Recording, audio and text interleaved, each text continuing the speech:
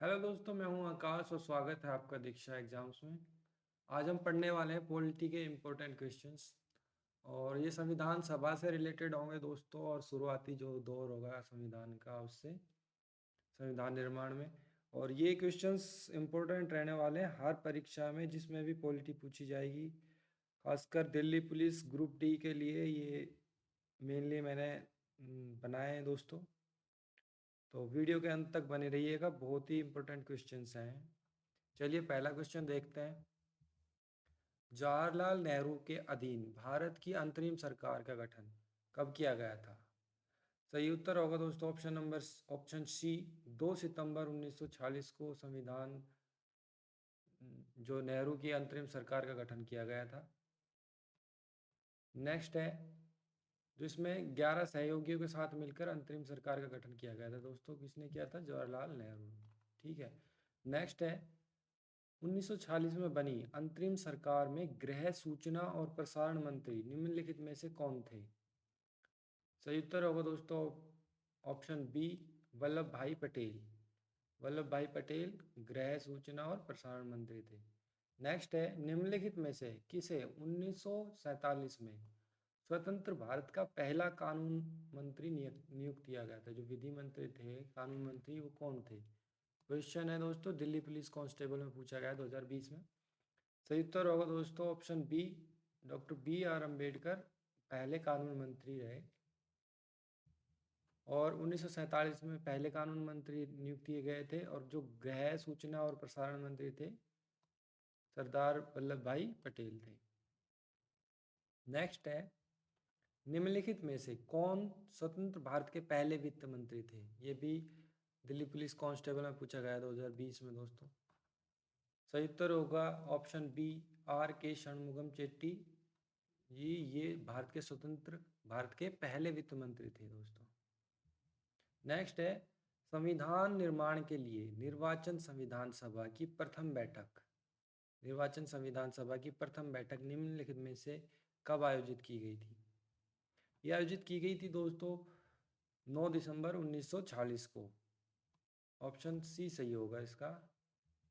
Next है, संविधान सभा में महिला प्रतिनिधियों की संख्या कितनी थी? बहुत इंपॉर्टेंट क्वेश्चन है दोस्तों, ये बार बार पूछा जाता है। ये 2020 में पूछा गया था दिल्ली पुलिस में।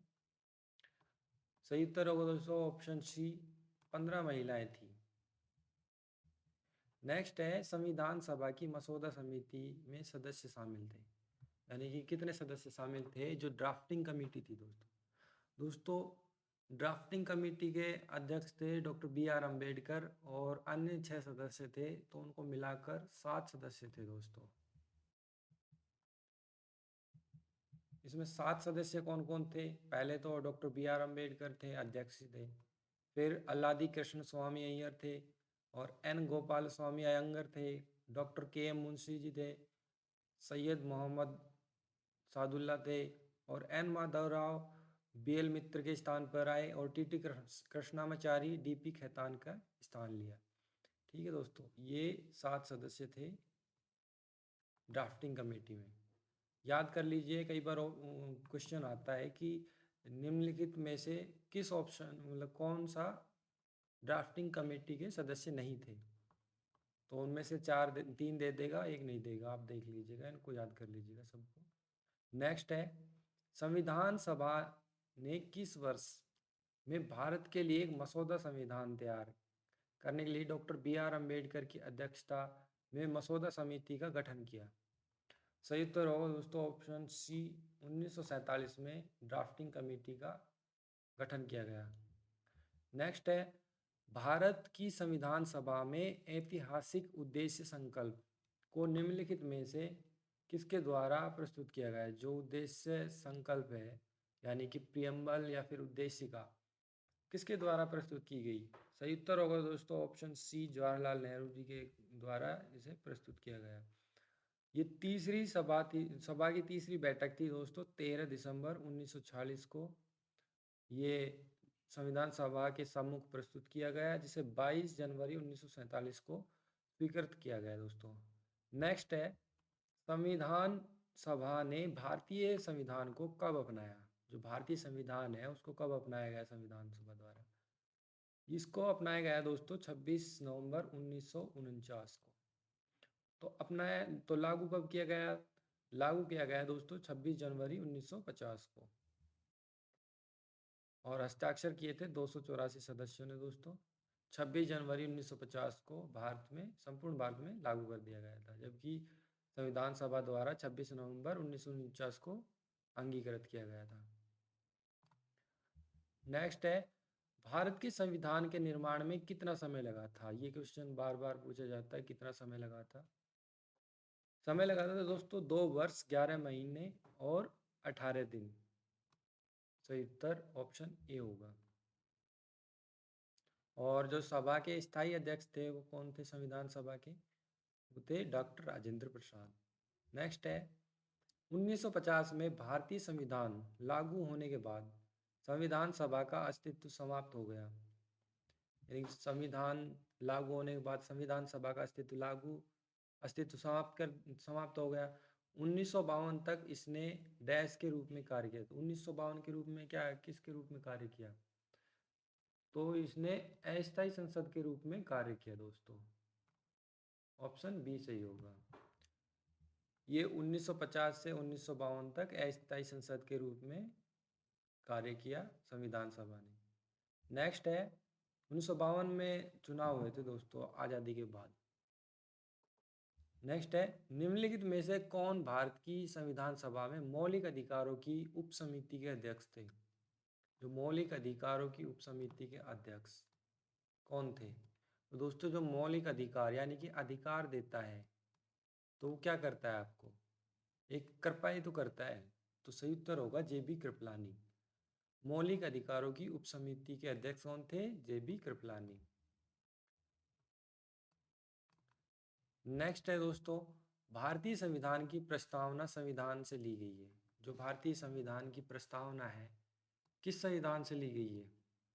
सही उत्तर होगा दोस्तों ऑप्शन डी, संयुक्त राज्य अमेरिका से ली गई है दोस्तों। तो ये बताइए कि जो प्रस्तावना की जो भाषा है वो कहाँ से ली गई है? लैंग्वेज वो ली गई है दोस्तों ऑस्ट्रेलिया से। जो प्रस्तावना है अमेरिका के संविधान से ली गई है और भाषा ऑस्ट्रेलिया से ली गई है। ठीक है, अमेरिका से और क्या लिया गया? मौलिक अधिकार लिए गए, प्रस्तावना, न्यायपालिका की स्वतंत्रता ली गई है, उपराष्ट्रपति का पद लिया गया है, राष्ट्रपति एवं उस पर महाभियोग लगाया जाता है जो वो लिया गया है। ब्रिटेन से क्या लिया गया है दोस्तों? संसदीय प्रणाली ली गई है। ठीक है, एकल नागरिकता ली गई है, यानी कि भारत में एकल नागरिकता है। यदि आप किसी अन्य देश की नागरिकता स्वीकार करते हैं तो भारत की नागरिकता स्वतः ही आपकी निरस्त हो जाएगी दोस्तों। विधि निर्माण प्रक्रिया ली गई है ब्रिटेन से, विधि का शासन ब्रिटेन से लिया गया है, और संसदीय विशेषाधिकार भी ब्रिटेन से लिए गए हैं दोस्तों।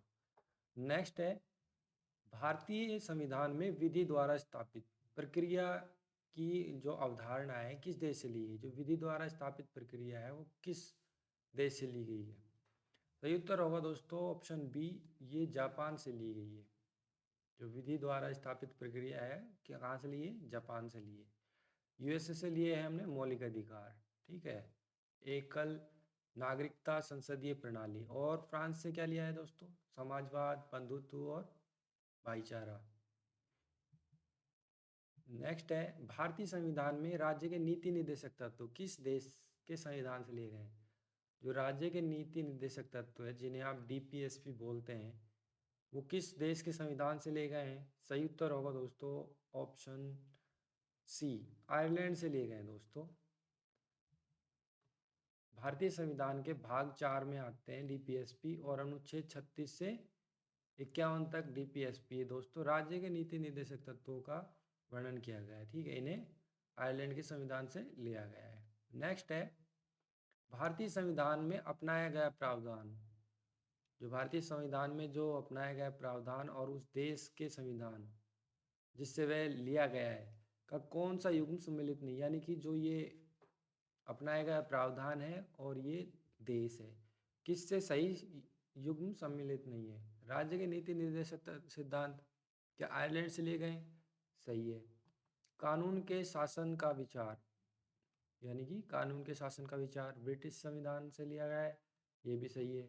मौलिक अधिकारों का चार्टर, यानी कि मौलिक अधिकार जितने भी हैं संयुक्त राज्य अमेरिका संविधान से लिए गए हैं, यह भी सही है।